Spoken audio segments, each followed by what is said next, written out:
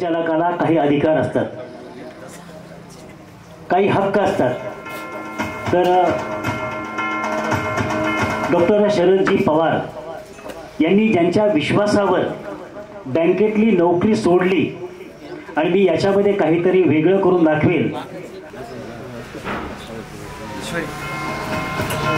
प्रत्येक पुरुषाच्या यशाच्या पाठीमाग हा स्त्रीचा शरदजी पवार अतिशय सुंदर योगायोग आहे. तिकडे त्या कन्या आहेत आणि इकडे त्या सौ आहेत. यानंतर वक्रतुंड महाकाय सूर्य कोटी समप्रभ निर्विघ्नं कुर्मे देव सर्व कार्येषु सर्वदा निरंकार ओंकार निर्गुण रूप गणेशा तुझे रूप तेजस स्वरूप तुझ्या शिवनीती शंभूनीती. आणि आज आपण ऐकणार आहोत तर ती शरदनीती. शरदनीती म्हणजे श म्हणजे शर्यतीत राहा, म्हणजे स्पर्धेत राहा. र म्हणजे रचनात्मक राहा. द म्हणजे दमदार राहा. नी म्हणजे नीतिवान राहा. आणि ती म्हणजे तीक्ष्ण बुद्धीने आहे. ज्यांच्या शुभ हस्ते हा उद्घाटन सोहळा संपन्न झाला असे गणराज नागरी सहकारी बँकेचे चेअरमन तथा गणराज उद्योग समूहाचे यांचे या ठिकाणी स्वागत संपन्न होईल. मी डॉक्टर शरदजी पवार आणि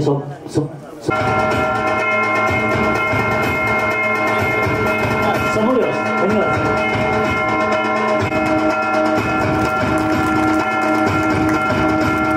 यानंतर ज्येष्ठ नागरिक रामनाथजी शेळके काका यांना नंबर विनाला उत्तुंग अशी भरारी घेण्यासाठी प्रोत्साहन दिलं.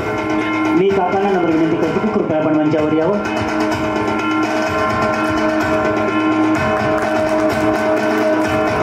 SBI बँकेचे मॅनेजर निलेशजी डांगे, तुमचा पगार तुम्हाला श्रीमंत बनवत नाही तर श्रीमंत बनवतात खर्चांच्या सवयी. हे अतिशय उत्कृष्ट उदाहरण.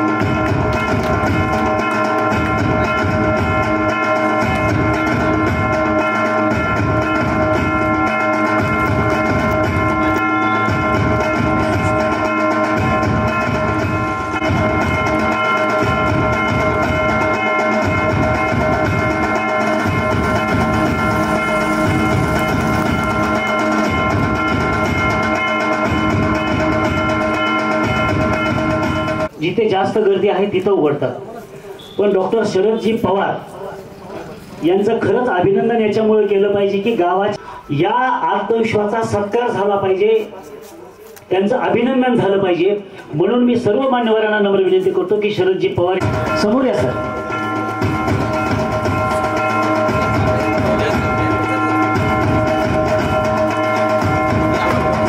ईश्वरी आहेस का? ईश्वरी समोर. ईश्वरी बेटा काही समोर येत आहे, तुम्ही समोर येत आहे. टाळ्या वाजून या अभिनंदनासाठी आपण शुभेच्छा देऊया.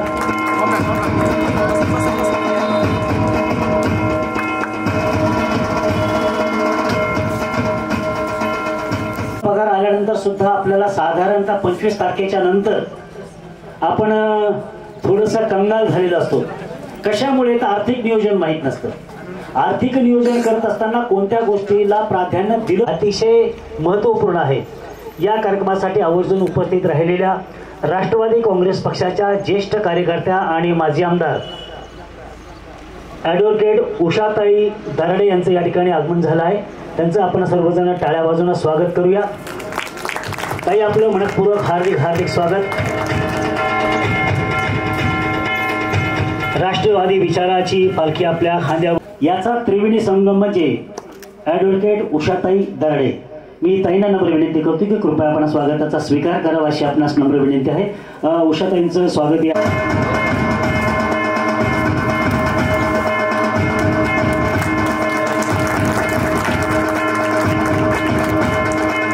धन्यवाद.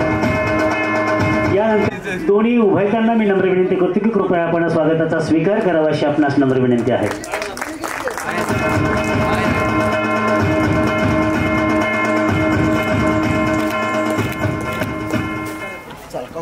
दर्शन करणारं बीड शहरामधलं पहिलं कार्यालय या ठिकाणी उद्घाटित होत आहे.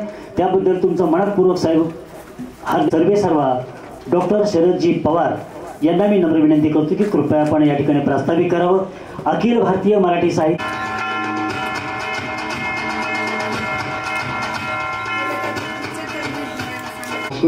भाषेत काही बोलता येणार नाही, पण मी जो सेमिनार घेतो त्याच भाषेत मी बोलेन. आपले सर्वांचं स्वागत आणि मला उत्साह आला की आपण मला भरभरून प्रतिसाद दिला.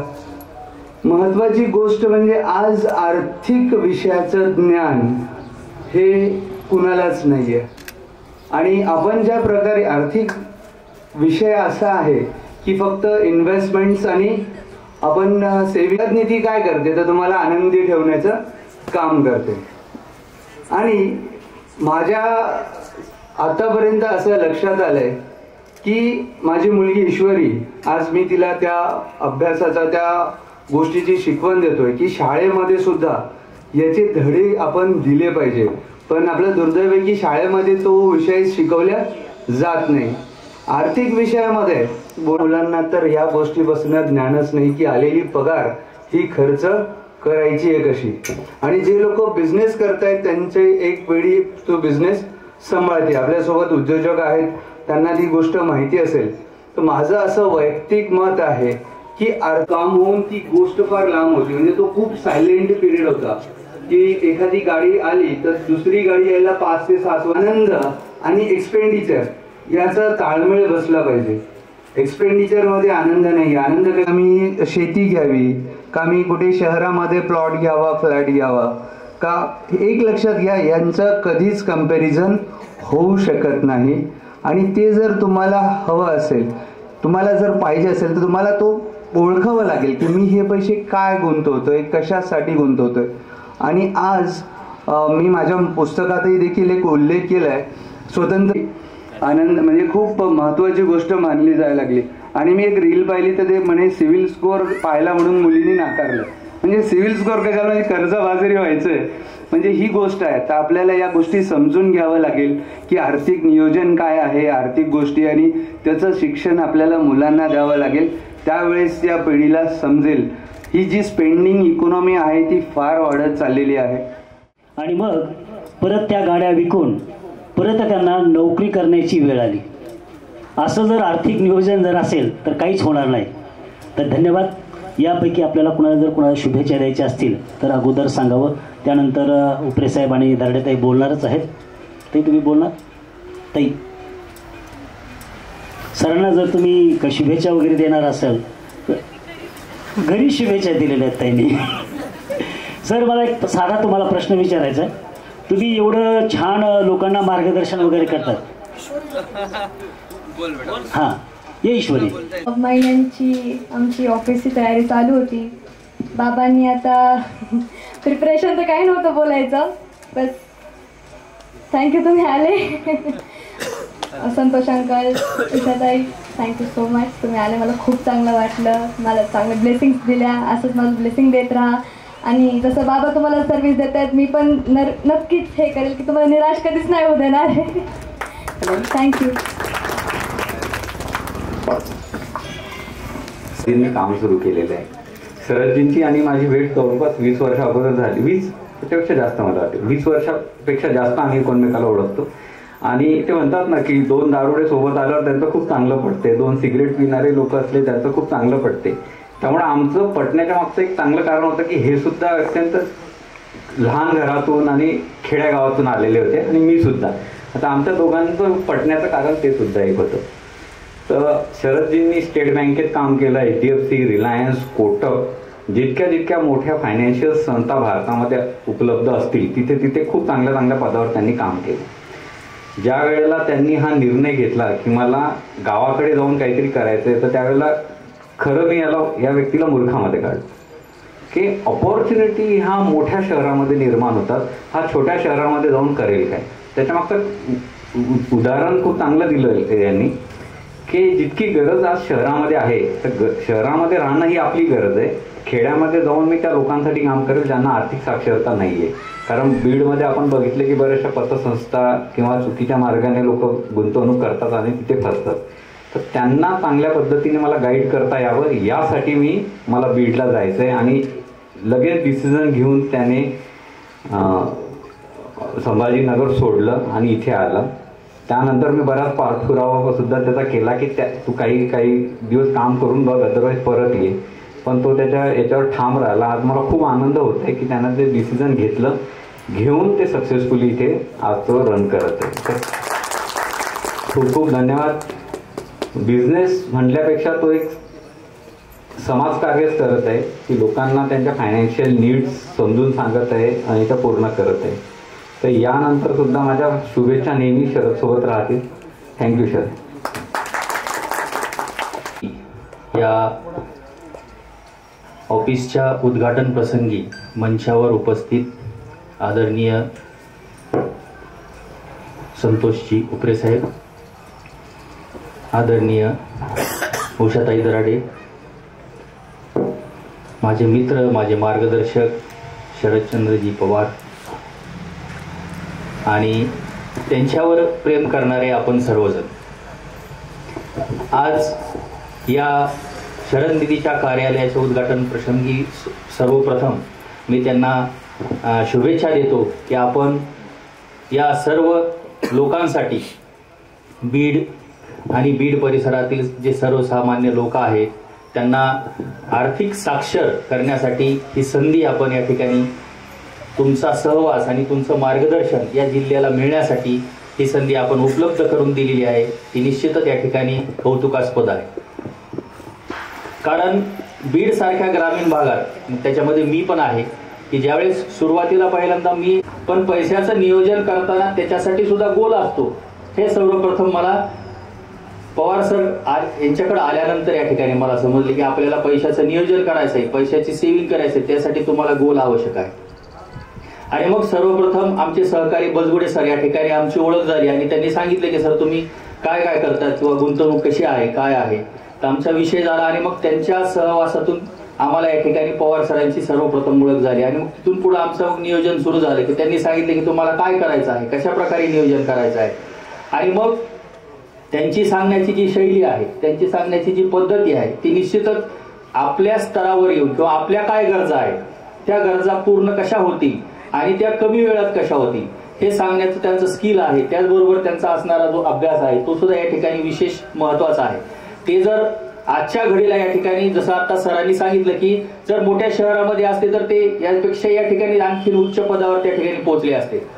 आणि त्यांच्या जीवनामध्ये येणारे जे काही अडथळे आहेत, समस्या आहेत, त्या समस्या सोडवण्यासाठी या ठिकाणी मला प्रयत्न करायचा आहे. त्यांना माझ्या परीने जेवढं काही चांगलं देण्यात येईल तर त्याचा प्रयत्न हा माझा असेल. आणि मग साहजिकच मला सुद्धा या ठिकाणी नवल वाटलं की एवढ्या मोठ्या क्षमतेचा किंवा ताकदीचा व्यक्ती आज या ठिकाणी बीड सारख्या ग्रामीण भागामध्ये या सर्व लोकांना मार्गदर्शन करत आहे आणि त्यांच्या समस्या सोडवण्याचं काम करत आहे. आताच नवीन शैक्षणिक धोरण सुद्धा येऊ घातले. सरांनी सुद्धा सांगितलं की हा आर्थिक नियोजन हा विद्यार्थ्यांदशेपासून या ठिकाणी विद्यार्थ्यांना अभ्यासायला असला पाहिजे. आणि आता 6वी पासून या ठिकाणी व्यावसायिक शिक्षण सुद्धा चालू होत आहे, नवीन अभ्यासक्रमामध्ये आलेला आहे. आणि मग निश्चितच जर विद्यार्थ्यांना आम्हाला या ठिकाणी पैशाचं नियोजन केलं पाहिजे हे आमच्या नोकरी केल्यानंतर 20व्या वर्षी लक्षात आलं की याचं नियोजन करावं लागतं किंवा त्याचं गोल असतं किंवा गोल करून आपल्याला नियोजन करावं लागतं. पण जर विद्यार्थ्यांना या शालेय जीवनामध्ये जर 6वी पासून व्यावसायिक शिक्षणामध्ये जर सरांनी आताच सांगितलं की त्यांची मुलगी सुद्धा या ठिकाणी या ऑफिसच्या माध्यमातून या व्यवसायामध्ये या मार्गदर्शनामध्ये सहभाग होत आहे. आणि मग आपण म्हणतोय की मेरी बेटी मेरा अभिमान. आणि निश्चितच त्यांनी जे या ठिकाणी कार्य हाती घेतलेलं आहे त्याच्यामध्ये त्यांच्या घरातूनच त्यांनी पहिल्यांदा सुरुवात केली की आपली मुलगी या ठिकाणी या व्यवसायामध्ये त्यांच्या सोबत या ठिकाणी ती आता कार्यरत होत आहे. आणि निश्चितच त्या ताईंना सुद्धा माझ्याकडून या ठिकाणी आजच्या दिनी मी शुभेच्छा देतोय. आणि जास्तीत जास्त लोकांना या ठिकाणी त्यांचा मार्गदर्शनाचा फायदा या ऑफिसच्या माध्यमातून त्यांच्या कार्याच्या माध्यमातून व्हावा हीच या ठिकाणी मी इच्छा व्यक्त करतो. आणि त्यांच्या पुनश्च एकदा त्यांच्या ऑफिससाठी आणि त्यांच्या कार्यासाठी शुभेच्छा देतो. आणि मला या ठिकाणी आपण बोलवलं त्याबद्दल आपले पुनश्च एकदा आभार मानतो आणि मी माझे 2 शब्द संपवतो. धन्यवाद. असंही म्हटलं जातं, यस मनी तर बैस मनी. पैसे असतील तर लोक बसा म्हणतात, नो मनी तर पुसना कोणी. पैसे नसले कुणालाही विचारलं जात नाही. मग हा मान मर्तब प्राप्त करण्यासाठी आपल्याला आपल्या आर्थिक गोष्टीचं नियोजन करणं गरजेचं आहे.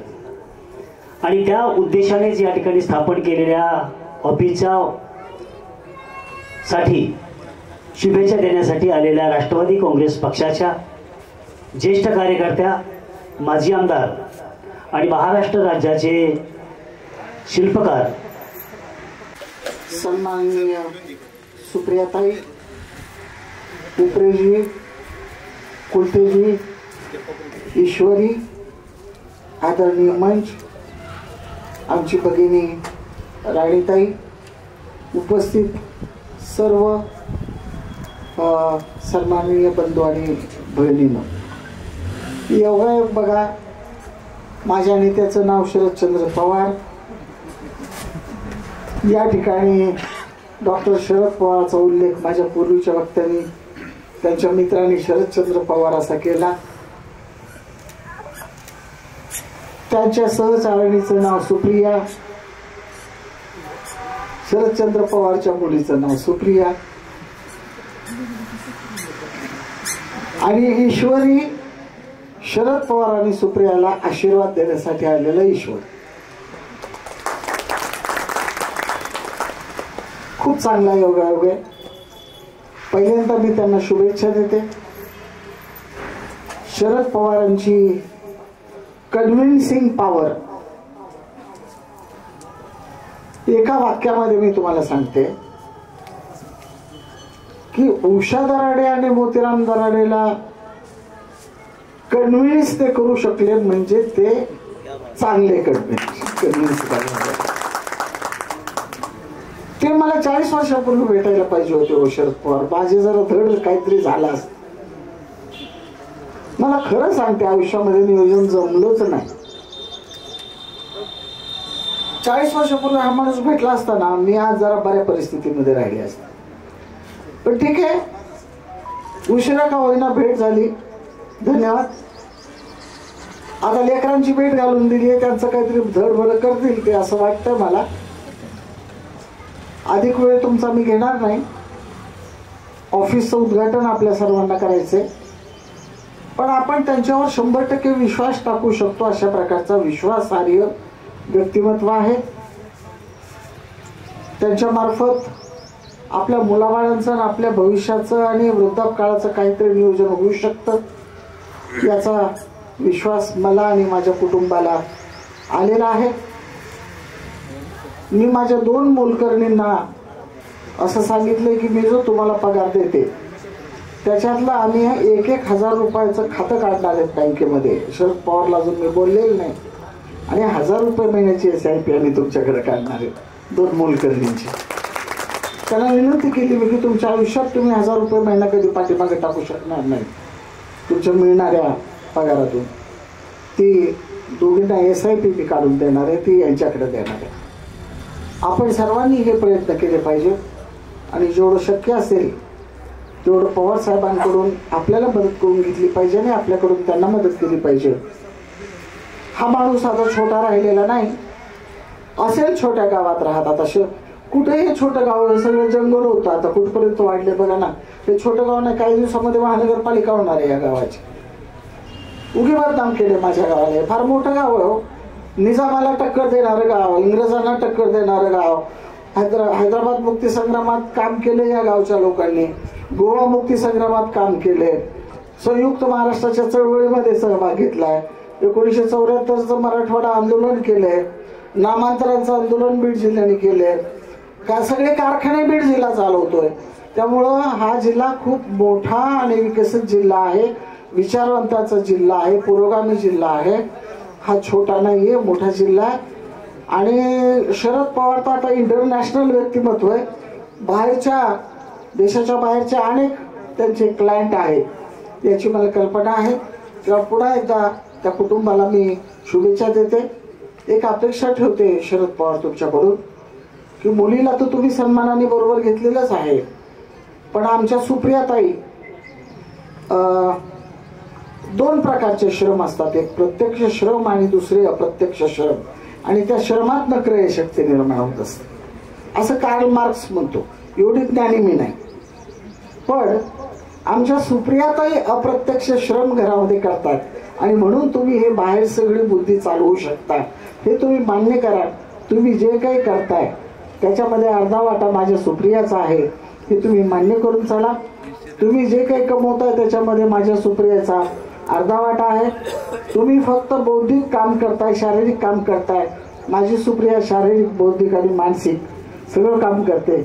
मर्जी पण सांभाळते, प्रेम पण करते आणि श्रम पण करते. तेव्हा अख्ख्या कुटुंबामध्ये नंबर 1चं श्रेय हे त्या माऊलीला दिलं गेलं पाहिजे. एवढंच मी या ठिकाणी माझी भावना व्यक्त करते. आणि पुन्हा एकदा तुमचं अभिनंदन करून माझं लांबत चाललेलं राजकारण्यांना स्टेज मिळालं ना, ते कंट्रोलच करू शकत नाही स्वतःला. त्यामुळे मी आता या ठिकाणी तुमची रजा घेते. धन्यवाद. जय हिंद, जय भीम, जय महाराष्ट्र. या फायनान्शियल ॲडवायझरच्या ऑफिसच्या उद्घाटनासाठी उपस्थित असलेले मंचावरील आमच्या आदरणीय दराडेताई, शेळके काका, कुलते साहेब, शरद पवार, त्यांची टीम, त्यांची मुलगी ईश्वरी, त्यांची मिसेस, सर्व जमलेले सर्व सुज्ञ नागरिक, गुंतवणूकदार मित्रांनो, शरद पवार आमचा संबंध हा 2014 पासून आलेला आहे. त्यावेळेस HDFC बँकेत तो काम करीत होता. मी त्याला अरे तुरेच बोलतो.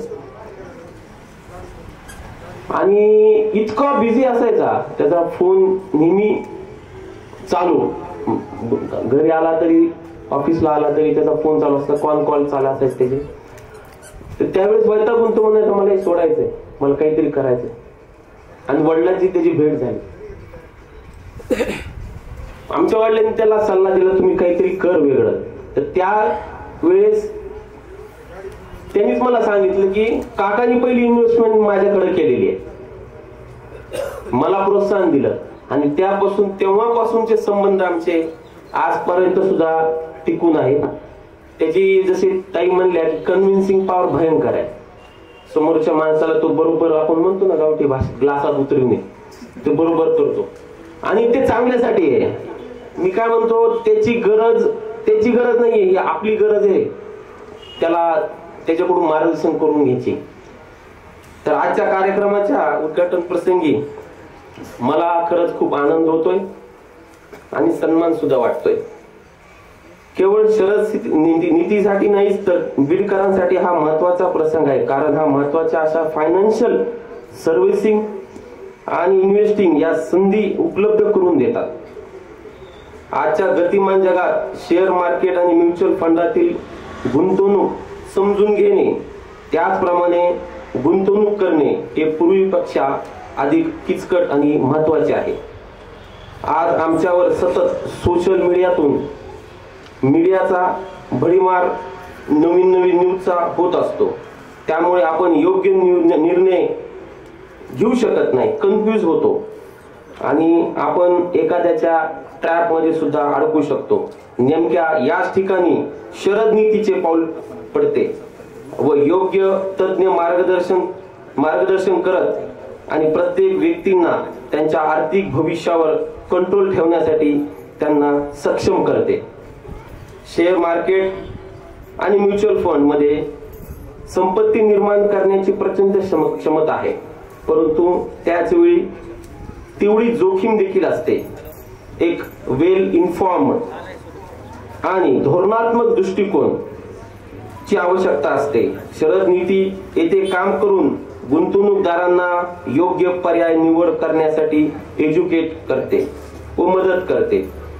ते या मार्केटमध्ये आत्मविश्वासाने सहभागी होण्यासाठी आवश्यक ज्ञान आणि नेसेसरी रिसोर्सेस आम्हाला मिळण्यासाठी शरद नीती स्वतः पूल म्हणून काम करते. मला दीर्घकालीन गुंतवणुकीच्या महत्वाच्या विषयावर आपल्याला बोलायचं आहे. झटपट श्रीमंत होण्याचे बहुतेकांना आकर्षण असते, परंतु इतिहासाने वारंवार दाखवून दिले आहे की सस्टेनेबल वेल्थ जी आहे ती निर्माण जी करते ती मॅरेथॉन आहे, ती रेस नाही. तुम्हाला क्रिकेटमध्ये जसं क्रीजवर टिकून राहणं महत्वाचं आहे, आउट झाल्यानंतर काही नाही, तसंच मार्केटमध्ये टिकणं महत्वाचं आहे. त्याच्यामुळे लॉंग टर्म जी त्याचं शरदरावचं नेहमी म्हणणं असतं की लॉंग टर्म साठी बघा. आम्ही त्याला म्हणत असतो की शॉर्ट टर्म मध्ये काही ट्रेडिंग वगैरे, तर त्याचं सापशेल असतं, ते नाही करायचं आपल्याला. लॉंग टर्म मध्ये तुम्ही राहा, एक ना एक दिवस तुमची वेल्थ ही बनते. शॉर्ट टर्म मध्ये मार्केटचा चढ उतार असतो, हे सगळ्याला आपल्याला माहिती आहे. बाजाराला प्रेडिक्ट करणं हे फार अवघड आहे. चांगले चांगले दिग्गज सुद्धा मार्केटला प्रेडिक्ट करू शकत नाही. लॉंग टर्म इन्व्हेस्टिंगचा दृष्टिकोन हा गुंतवणूकदाराला चढ उतारापासून दूर ठेवण्यास व पॉवर ऑफ कंपाऊंडिंग चा फायदा देतो. आईन्स्टाईननी म्हटलेलं आहे, जगातलं 8वं जे आश्चर्य आहे ते पॉवर ऑफ कंपाऊंडिंग आहे. ह्याच्यातल्या बऱ्याच जणांना त्याचा कालांतराने तुमच्या गुंतवणुकीला लक्षणीय वाढ होऊ शकते. लॉंग टर्म गुंतवणुकीमध्ये राहून तुम्ही तुमच्या पैशाला झपाट्याने वाढ देतात. आणि ह्याच बेसवर ह्याच्याच जे थीम आहे शरद रावची की लॉंग टर्मवरच करा, पैशाने काम तुम्ही केलं पाहिजे. तुम्ही तर करा. त्याचे 2 म्हणणं असते, एक पॅसिव्ह इन्कम, एक ऍक्टिव्ह इन्कम. पॅसिव्ह इन्कम त्याचं काम करत राहील, पैशाने पैसा कमवेल, पण ऍक्टिव्ह इन्कम सुद्धा तुमचं चालू राहिलं पाहिजे. तुम्ही SIP वाढवली पाहिजे, कन्सिस्टन्सी त्याच्यात राहिली पाहिजे. मार्केट पडलं की आपण बंद होऊन SIP बंद करणं हे चुकीचं आहे. मार्केट आता सध्या तर मार्केट खूप खाली आहे, मग सध्या SIP बंद करणं हे चुकीचं आहे. आता जास्त वाढवली पाहिजे. ह्या पद्धतीने मार्गदर्शन ते करतात, वेळोवेळी व्हिजिट करतात, तुमच्या पोर्टफोलिओचं रिस्ट्रक्चरिंग करतात, कोणतं सेक्टर आता चालणार आहे काही पूर्ण.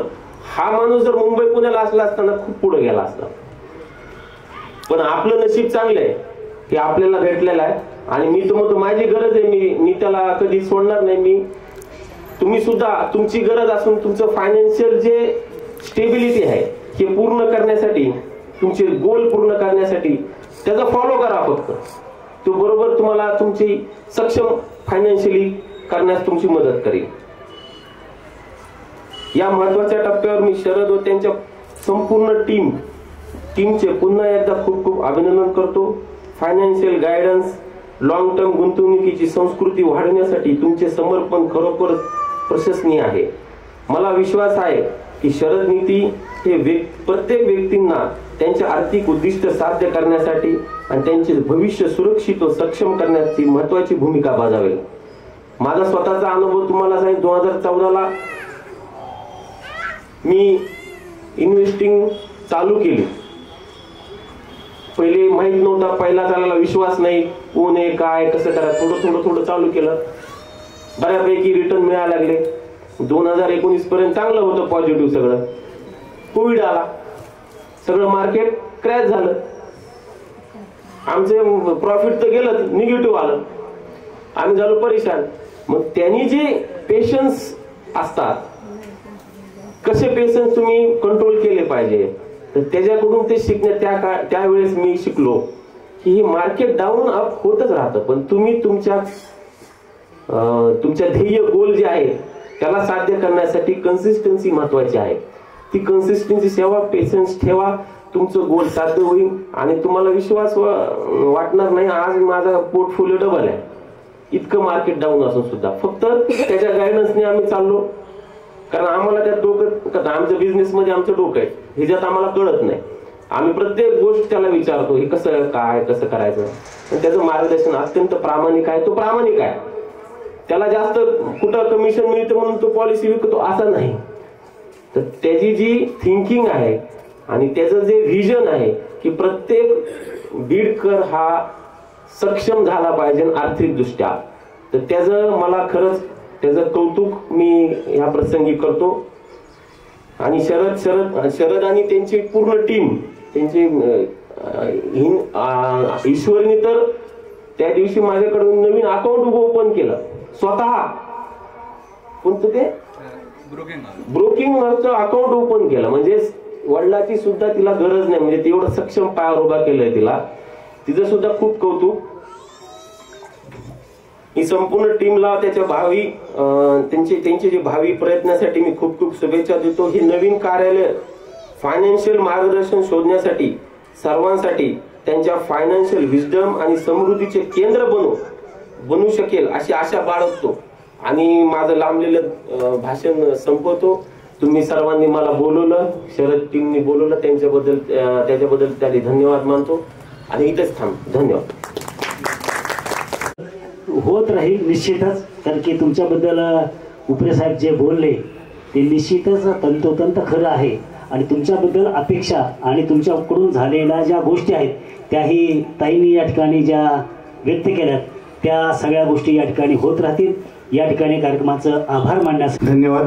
जास्त वेळ घेणार नाही, मी थोडक्यात आभार प्रश्न व्यक्त करेल. पण माझा आणि शरद पवारांचा संबंध हा 2015ला आला आणि त्यावेळी आपल्याला येणाऱ्या पैशाचं पण नियोजन होऊ शकतं ही संकल्पनाच मला माहीत नव्हती. सॉरी मी थोडा वेळ घेतो, पण माझा अनुभव मला सांगावासा वाटतो, कारण की प्रत्येक सेमिनारमध्ये सांगतो, पण आणखी सांगावासा वाटतो की गोल बेस्ड प्लॅनिंग काय असायला पाहिजे हे मी त्यांच्याकडून शिकलो. नव्हे तर मी माझ्या आयुष्यातला सर्वात महत्त्वाचा गोल असतो आपल्या प्रत्येकाच्या आयुष्यात की घर आपण घेतलं पाहिजे. आणि आम्ही 2015ला भेटल्यावर ठरवलं होतं की आपल्याला घर घ्यायचंय.